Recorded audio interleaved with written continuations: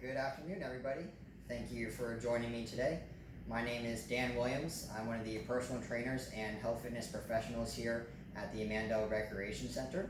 And today I get to present to you this month's What's What talk. The topic for this month is going to be brain health. So our title for this presentation is Mind Your Health for a Healthy Brain. So without further ado,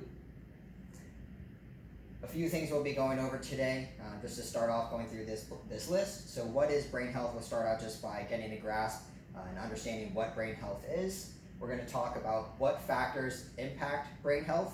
We're going to talk about why brain health is important, even though that might seem pretty obvious to us. We're going to delve a little bit into that, why exactly it impacts us and who it might impact a little bit differently and why. And we're going to lastly talk about how to promote brain health. So I'll leave you with a couple of tips and tricks, something that you can implement in your own life going forward, and hopefully to have a healthy brain. So starting off, just talking what is brain health, there's actually not one universally accepted definition. Different health organizations kind of have their own way of defining this. However, they all do kind of work into a similar definition. So I went with the Center for Disease Control just to give you one example. And the CDC defines it as the ability to perform all the mental processes of cognition, including the ability to learn and judge, use language, and remember. So there's all these processes that go on in the brain. Essentially, we just want the brain to be working optimally. Whatever optimally is for myself might be slightly different than the next person, but the ability to use judgment, to speak clearly, to articulate, to remember things, to recall those memories, all of those things kind of encompass brain health. So what factors influence brain health, So there's a lot of them, to put it simply. So there's a lot of options here on the board, and it's going to be important to understand that it's not just one pathway, even though these are straight lines leading in towards the brain. All of these factors kind of commingle and will affect each other and kind of work together in terms of affecting your brain health. So just to start at the top here, some that we might think of right away: diet and exercise are going to be two major ones, right? As a health fitness professional, that's kind of what we preach here is, hone in your diet, get a good exercise regimen, and that'll hopefully lead to a healthy brain. Medications can also, play a role in that, but all those, of course, kind of work together. Those are kind of the most basic that we think of. But diving a little bit deeper, sleep patterns is a good way to help brain health. So not just getting good sleep, but trying to sleep on a regular schedule, so going to sleep at a similar time each night, waking up possibly with the sun if we can, but at least at a similar time in the morning. And we'll see kind of exercise and sleep can kind of work together. So maybe you're exercising during the day, you sleep better at night, so we can already see how those two kind of commingle. Working down to stress management. So stress management is a big one for brain health, especially in today's world. There's all these stresses that we face. Our ability to deal with those stresses and our ability to cope down here at the bottom, again, kind of working together, can impact the way that our brain is functioning on a day-to-day basis, not just in clarity of thought, but how are we actually viewing those thoughts? Are we viewing it from a positive mindset? Are we letting it drag us down, right? Are we letting it bring us into a negative brain health state? All these ways that can manage stress can impact how your brain is kind of going to be operating throughout the day. So stimuli, quality of information that is taken in also kind of works in with that, especially with social media and all the news that we see today. The quality of information taken in should definitely be something you consider. Are you viewing only positive information? Probably not. But are you viewing only negative information? There's actually probably more of a chance that you're viewing a lot more negative information now than you would have in the past, because we have all this information right at our fingertips. So what are we viewing? Are we seeing fire and destruction and disease everywhere that we look? How is that impacting our brain and our mental outlook then as we view the world when we're not looking at the phone, right? So we're looking at all this information in front of us. How can we take that and process it, and then how do we view the world from there? So being aware of what information you're taking in can definitely impact how then you view the world itself. Genetics can play a role, right? There's some family traits that tend to be passed down, genes that may or may not be present for one person compared to another that might predispose you to some brain disease, Alzheimer's, or depression. So genetics can certainly play a role there. Sense of purpose is a big one. Feeling like you have a sense of belonging somewhere, or a reason to be somewhere, can give you that motivation to get up in the morning and be that person that you want to be. So having a sense of purpose and feeling like you really have something driving you forward can definitely impact your brain health as well. Self-love and appreciation, so kind of going back to ability to cope and stress management and all of these things that again are being wrapped together. Your self-love and appreciation, how are you taking care of yourself? If we're just going back to stimuli and quality of information taken in, are you really taking care of yourself? If you're just seeing these negative news stories that are being thrown at you every day, are you really able to appreciate who you are in this world with all these stresses being thrown at you? It's important that you should, because at the end of the day, all this stuff is going on. If you can't take care of yourself and appreciate yourself and have a little bit of self-love, then it's going to be a little bit more challenging to say the least. But family and community support is something that can also help with that. So having people that you can rely on, or people that you can speak to, people that can give you advice, or that you can give advice to. Sometimes you learn more about yourself by giving advice to other people, but just having people that you can reach out to and feel comfortable speaking with, and that you can share and express true feelings, not something that you have to go and impress people with, but people that you can really rely on and that you can trust in, and have someone that you can speak to. So again, it's a lot of kind of bubbles on this slide and lots of different factors that influence brain health. So it's important to understand it's a combination of all of these and probably many more that you can think of yourself, and how they interact and impact brain health. So it's not just going to be one or two things.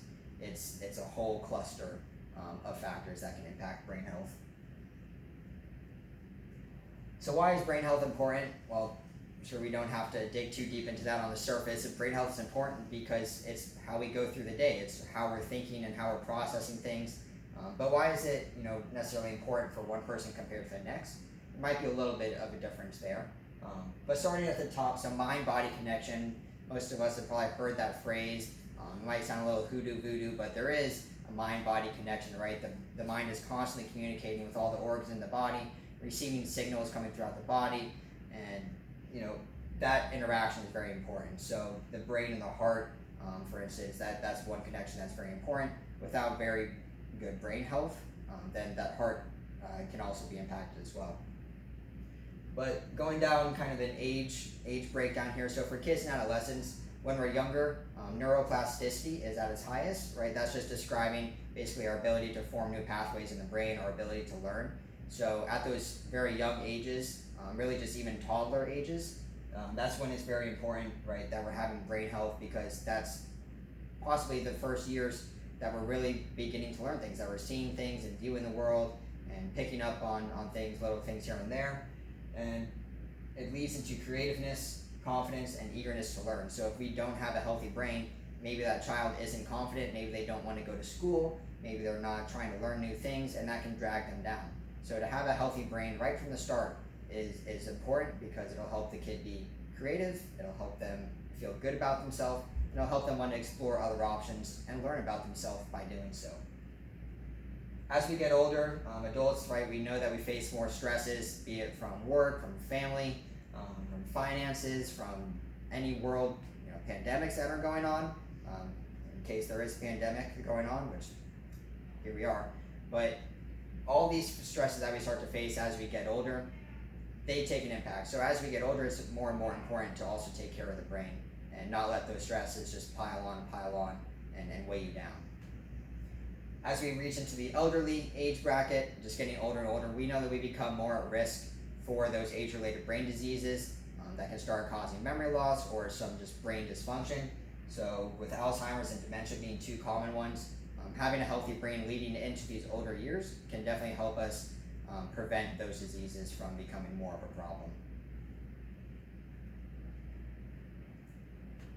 So just give you some tips and tricks that may already you have been aware of, but some of them it's good to be reminded about with how to promote brain health. So exercising regularly, as we spoke about on the previous slide, and having a generally healthy diet are two ways to promote brain health. without digging too deep into what is a healthy diet, because there's all these different approaches now with how you structure your food and what you're taking in. The main thing is, right, to just keep it generally healthy and pay attention to what is helping you feel good and what is helping you to think well and process that information throughout the day. So it might be a little bit different from one person to the next, but just to have a generally healthy approach to diet and have some sort of exercise regimen can definitely help you with maintaining a healthy brain. Managing sleep, again, goes along with those two, so just kind of lifestyle factors that you can kind of fine tune so that you can have an optimally functioning brain throughout the day. Sleeping well, give your mind a rest at night, let it recover, and be ready for the next day. Talk with others, reflect, share thoughts. This goes back to the community that we were talking about, sense of purpose, and having people that you can speak to. So not feeling like you have to take on everything by yourself, and having other people that you can share ideas with and get information from, take suggestions from, right? Be able to receive that information. Don't just be closed-minded, right? That's another one over here. Be open-minded. Be willing to take in that information. A healthy brain is one that is willing to receive information, not one that's closed off and tunnel vision looking only one direction. A healthy brain wants more information. And going on with that, challenging yourself and exploring hobbies is another way to kind of keep you stimulated. It's real easy to fall into a rut and to just fall into a nice pattern that you feel comfortable with, and then you kind of start to feel stagnant. So find a way to challenge yourself, find a new hobby, be it going out to the beach and surfing, or playing tennis, or something inside, maybe something creative with art. Whatever it is, find a way to challenge yourself, and let those new pathways kind of form in the brain, and really it's an endless possibility from there about what you can explore. Supplements. This is kind of a hot topic. I'm not going to go too deep into it. We have to keep the talk relatively short. But supplements are probably the last thing on this list that you should be worried about. More importantly, get everything else in line first. Get exercise, get diet, get sleep, have a support group, have those hobbies, have those experiences, and be open-minded.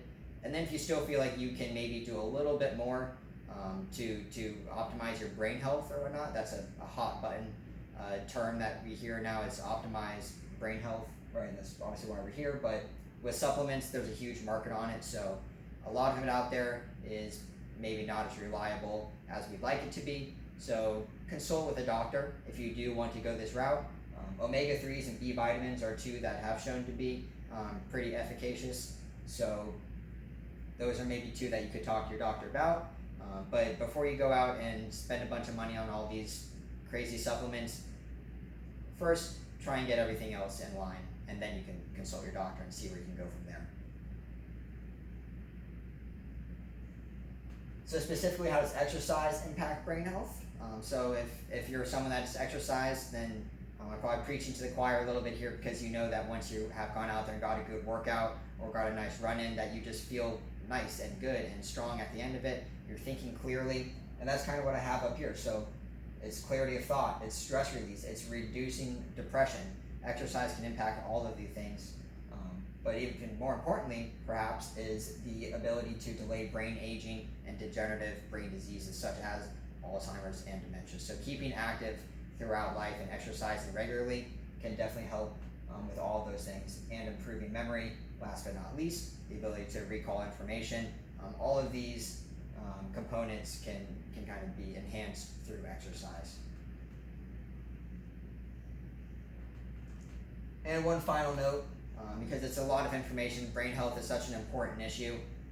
At the end of the day, focus on the areas you can control and try and just embrace the rest, right? We can't control every little thing that happens to us, but we can determine how we view what is affecting us. So we can either have that negative outlook and view ourselves as someone who's being attacked all the time, or we can go out there and say, okay, this is the situation, and this is the hand that's been dealt to me, and here's what I can do from here. So maybe you're exercising every day, maybe you have your diet, everything's in check, you're sleeping, you're meditating, you do everything great, but then something comes out of nowhere and blindsides you, and you're thrown into a bit of a funk. It happens to the best of us, and we find ourselves talking down, kind of having that negative inwards dialogue, we have to be able to pull ourselves out of that, and it's not always easy. So that can go back to having someone to talk to. Definitely important to have someone that you can call up and say, hey, I'm just not feeling great today. Here's why, and I just need to get this off my chest. Sometimes getting it off your chest is all that you need. But really, focus on the factors you can control and just try and embrace the rest, right? Life isn't all rainbows and butterflies. There's going to be those negative times. And without those negative times, you wouldn't have the positive times. So there's give and take, but know that you're not the only one enduring those tough times, but you will have to, eventually pull yourself out of there, because nobody wants to stay in a rut for that long, right? It doesn't benefit anybody. So form habits that benefit you, exercise, meditate, all those factors that we've been talking about that can kind of work together to promote brain health. And remember, it's going to be okay. It may sound a little bit cheesy, but you are going to be okay. Whatever you're going through, it might not be today that it all turns, positive again. It might not be this week, but eventually it will be okay. Rely on others. If you're in a place where you're struggling right now, definitely reach out to other people and ask for help. There's no shame in that. And understand it's a process, right? It's not just snapping the fingers and everything is better again. But at the end of the day, you will be okay with help and all these factors that can promote brain health. So thank you. I know that was quick and a lot of information. So I encourage everybody to try and look into this a little bit more. So if brain health is something that really inspires you, there's a lot of talking points that we touched on that you can dive much deeper in. But pick a couple things, be it exercise, be it diet, meditation, a couple things that you can kind of structure a little bit more into your life that you feel like you can help promote your own brain health, and take those first couple steps, and then you're on the right track already. Take a couple more steps, and before you know it, you have all these things already in line, and then it's just about enduring those things you can't control once again. So thank you again for joining me. Our next What's What talk will be covering the keto diet, and it will be on February 24th. So I hope that you tune in for that. Thank you and have a great day.